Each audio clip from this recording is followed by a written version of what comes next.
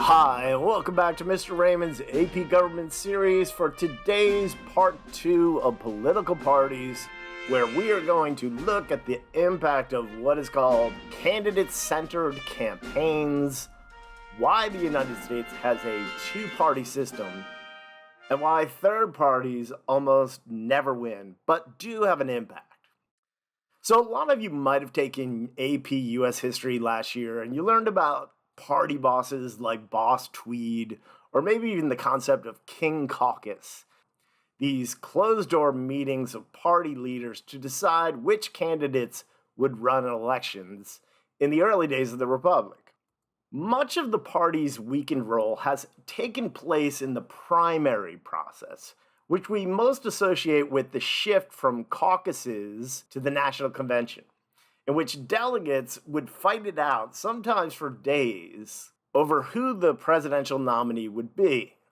But the biggest shift was to today's direct primary system, in which voters choose the candidates that will run in the general election.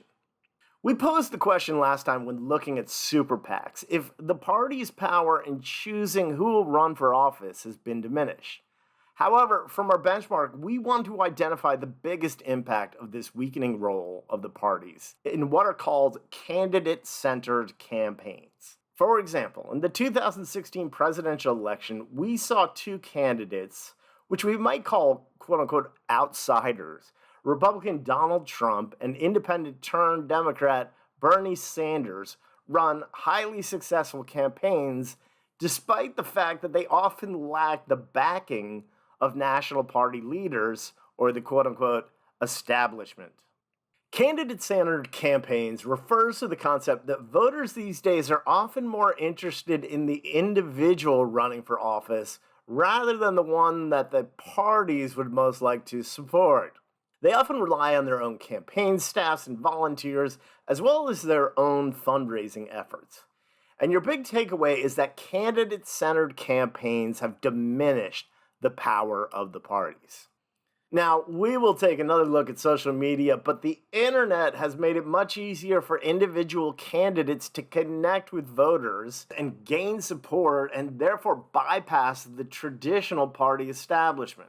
Again, this has caused, as College Board notes in our benchmark, parties to adapt to their weakened role in the nominating process. So let's do a quick run through how we got to our highly partisan landscape, some of the things that make the US party system somewhat unique.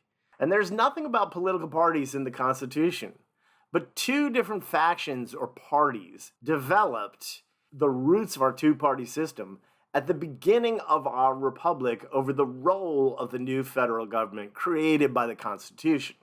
By the time the US Constitution was written, many former colonies, now states, had been governing themselves for well over 100 years. And the debate over who would be creating policy, the federal or state governments, continues to this day and helped create our first two political parties. However, we know the Federalists and Anti-Federalists no longer exist, so let's look at how the parties have adapted. And this is our next big concept, why America has a two-party system. The political debate over where most governing should be done continues today as the Republicans tend to favor policy making at the state or local level with diminished federal government interference, whereas the Democrats are more inclined to use the federal government to address policy issues. But that still doesn't explain why the US has a two-party system. Maybe you remember from Marbury versus Madison that the Federalists were fading quick with the election of Thomas Jefferson and his new Democratic Republican Party, which would dominate politics for close to 3 decades. This changed with the major expansion of the vote and the electorate in what is often referred to as Jacksonian democracy, which marked the beginning of the Democratic Party as a splinter group from the Democratic Republicans. The Democrats faced minimal competition from their opposition, the Whig Party, up until the Civil War. Our benchmark points out what we are looking for with what are called, quote-unquote, critical elections and regional realignments. A critical election is one in which traditional voting patterns or the party's base can shift, usually brought about by a crisis or a wedge issue, such as the debate over slavery, which saw the Democratic Party divide along regional lines and gave birth to the Republican Party. This led to a regional divide between the parties, with the northern states mostly electing Republicans and the southern states staying loyal to the Democratic Party. However, the Republican Party dominated politics for a while. Critical elections are usually tied to what's called party realignment. And we can see that by 1964, the once solid Democratic South had flipped their loyalty to the Republican Party. So on your exam, you want to look for the connection between critical elections and party realignment. Just like critical elections, party realignment notes a shift in a party's support from its traditional base. Another example of political realignment and critical elections happened during the Great Depression, in which many blamed Republican President Herbert Hoover. This led to a landslide election and shift in support for the Democratic Party, who seized control of the White House and Congress for the first time since 1917. Many of FDR's New Deal policies attracted former Republicans to support the Democratic Party. And for the first time, many African American voters who had been diehard supporters of the Republican Party, the party of Lincoln, began to shift their allegiance.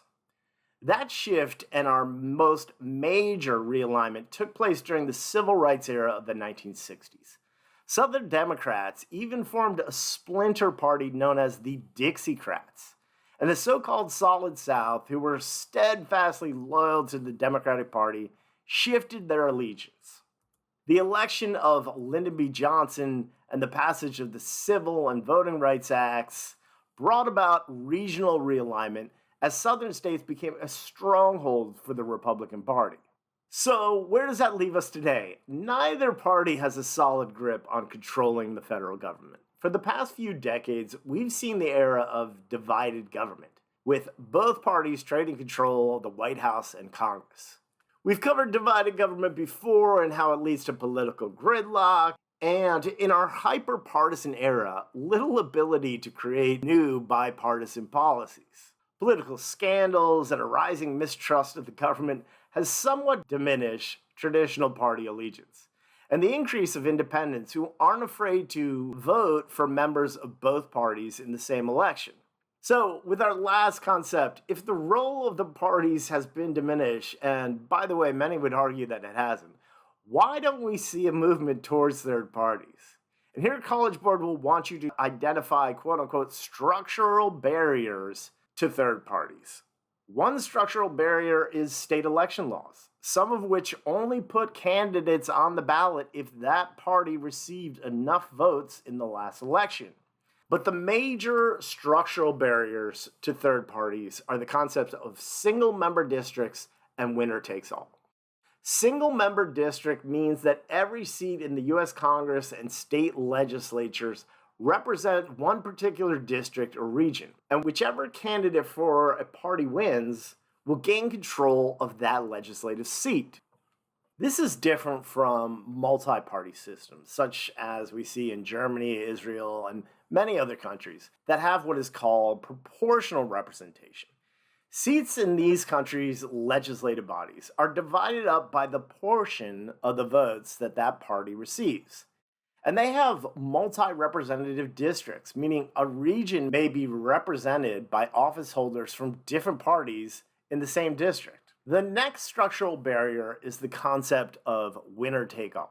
Whichever candidate wins a plurality of the votes in a state or a district gets all of that district's votes. For example, Libertarian candidate Gary Johnson got 4.5 million votes, which isn't that much, but no Libertarians serve at the federal level.